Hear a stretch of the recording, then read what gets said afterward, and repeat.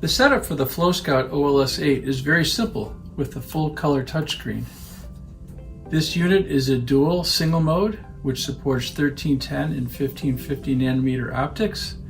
We have different options for the mode. We can run it in CW, we can run it in Wave ID, or with different tones.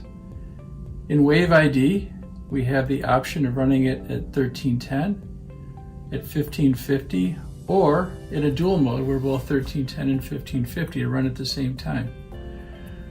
To activate the laser, we press the laser button here, and we see at this top banner screen the flashing indicating that the laser is in operation.